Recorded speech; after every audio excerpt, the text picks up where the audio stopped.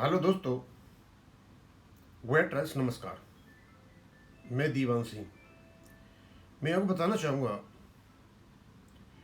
कि अभी इस वीडियो को मैं 12 तारीख को बना रहा हूँ और शायद 13 तारीख को आपके पास पहुँचेगा।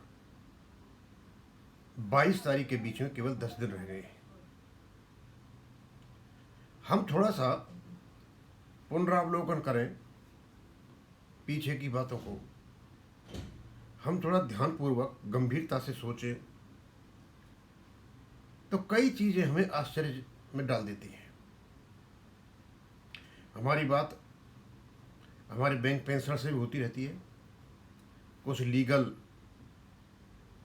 जो क्षेत्र के लोग हैं उनसे भी बात होती रहती है। और जब ये सारी बातें हम जो है वीडियो पे डाल रहे हैं उनको पता चलता है तो वो भी अचंभित हैं कि सशक्त रेगुलेशन होने के बाद पेंशन अपडेशन हो क्यों नहीं रहा है, आखिरकार क्यों रुका हुआ है। तो क्या सारी ही चीजें माननीय सुप्रीम कोर्ट ही सुलझाएगा? एग्जीक्यूटिव का कोई रोल नहीं है, बोर्ड ऑफ डायरेक्टर्स का कोई रोल नहीं है। क्या बोर्ड ऑफ डायरेक्टर्स अपनी जिम्मेदारी को ये कहते हुए आईबीए पर डाल देंगे, आईबीए जाने जो कि नॉन स्टैट्यूटरी बॉडी है, और ये नॉन स्टैट्यूटरी बॉडी यूएफयू जैसे दलाल संगठनों से साठ गांठ करके जो फंडामेंटल राइट्स हैं उनका हनन कर सकती है? बहुत सारे प्रश्न निकल करके आते हैं। एक बात तो निश्चित है कि हमारा रेगुलेशन है 35/1 जो डेलीगेटेड लेजिस्लेशन है, इसको सबऑर्डिनेट लेजिस्लेशन कहते हैं।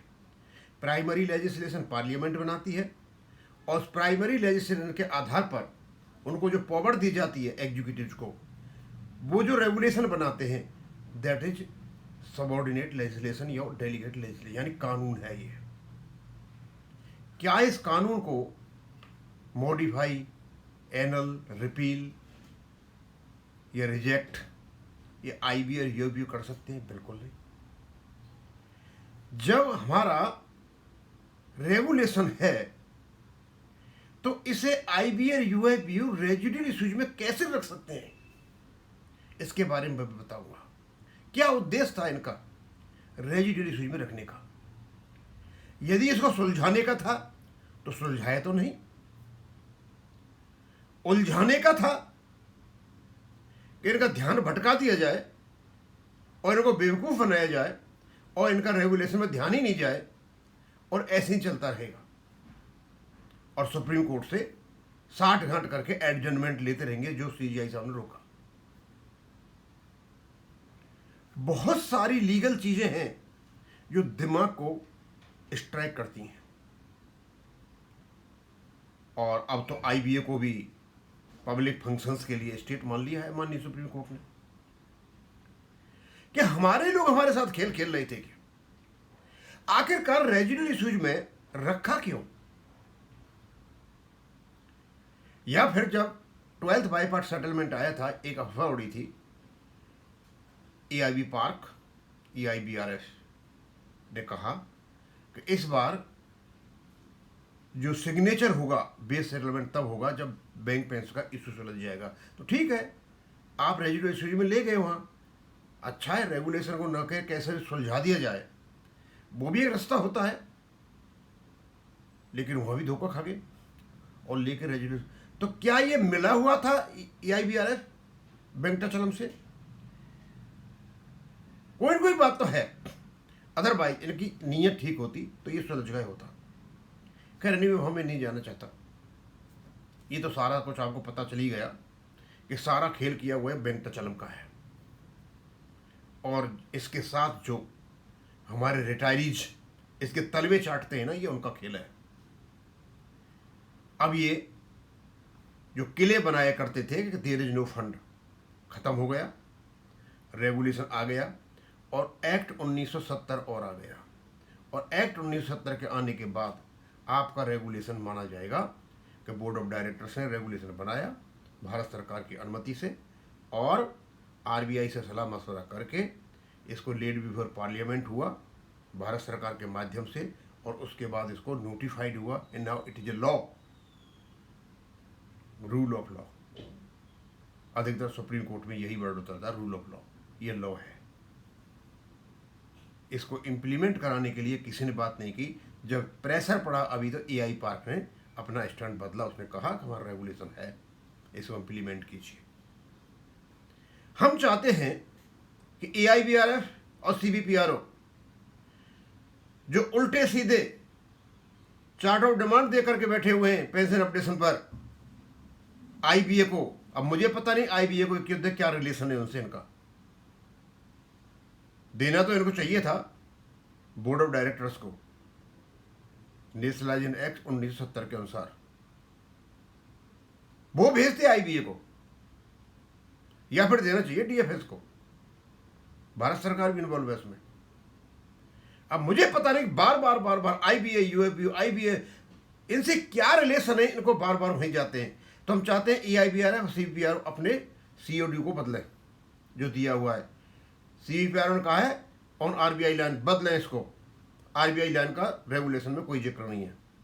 हो सकता है समाधान आरबीआई लाइन पे हो, वो अलग बात है, लेकिन रेगुलेशन में उसका कोई जिक्र नहीं है। ये ध्यान भटकाने वाली बात है। और आरबीआई लाइन की जैसे ही बात करेंगे मैटर निगोशिएशन में जाता है। इस बात को माननीय सुप्रीम कोर्ट कह सकता है ठीक है सुलझाइए, आरबीआई लाइन पे कीजिए, तो निगोशिएशन में जा सकता है। सिर्फ इतना सा कि उसके फैक्टर्स, फिक्सेशन के फैक्टर्स कैसे किए जाएंगे। और मैंने आपको बताया जब रेगुलेशन है तो इसको उसी में भैया क्यों लेकर के जा रहे हो, और आपका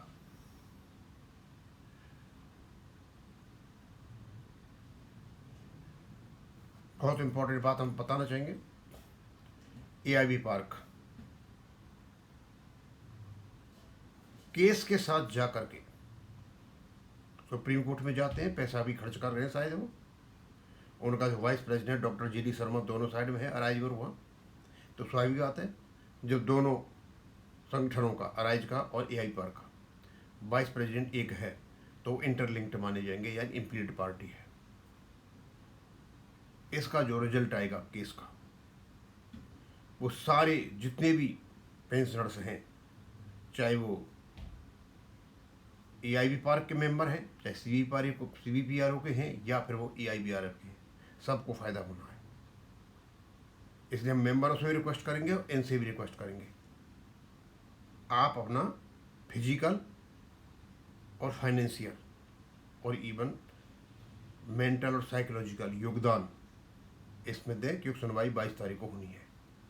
अभी वो क्या क्या खेल होंगे अभी तो पता नहीं है, क्या क्या प्लानिंग बना रखी है कोई पता नहीं है, क्योंकि वहां की जो रजिस्ट्री है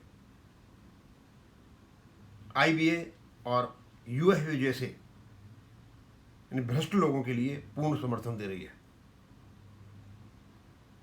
बड़ी अचंभे की बात है, फंडामेंटल राइट का सरेआम उल्लंघन हो रहा है। स्टैट्यूटरी बॉडी, बैंक सोई हुई है, डीएफएस सोया हुआ है, भारत सरकार सोई हुई है। शायद किसी भी देश में इतनी दयनीय स्थिति हमने नहीं देखी होगी। जब इस प्रकार मुद्दा सामने आ रहा है तो अब तक तो भारत सरकार को एक कोई कमेटी गठित करके और जो बैंक पे इसके रिटायर्ड संगठन उनसे बात करनी चाहिए थी, लेकिन नहीं। आखिरकार क्या बात है, ये बात क्यों नहीं करना चाहते, और केवल ये बैंक पेंशनर्स को लूटते चले जा रहे हैं, नुकसान पहुंचाते चले जा रहे हैं।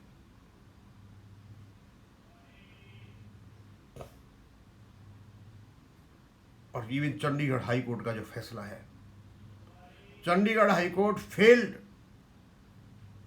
To analyse and interpret regulation 35(1) whether intentionally or unintentionally, and the judgment of Chandigarh High Court is ab initio void।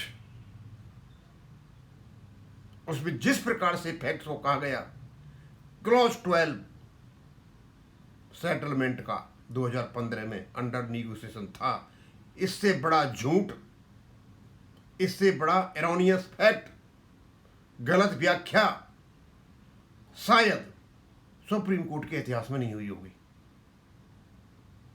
जिसको आप अंडर निगोशिएशन बता रहे हो, उसके आधार पर एक रेगुलेशन बना हुआ है, जिसे हम BPR 1995 कहते हैं। उस पे 35(1) अपडेशन का रेगुलेशन है और उसके बेस पर हम सारे पेंशन ले रहे हैं, शासित हो रहे हैं, उसी से गवर्न हो रहे हैं सब। आप कैसे कह सकते हो कि जिसके बेस पर रेगुलेशन बना हुआ है 2015 में वो अंडर निगोशिएशन था?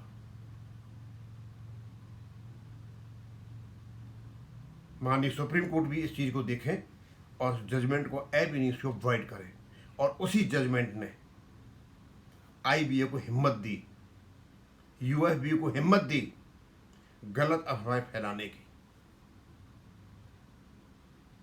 और बैंक बेंचर्स को नुकसान पहुंचाने की। दोस्तों, आ रहा है आपका जजमेंट, बहुत सारी चीज़ें आएंगी और उसके बाद हम आपको बताते रहेंगे। मैं यहीं ख़त्म करूँगा। Thank you.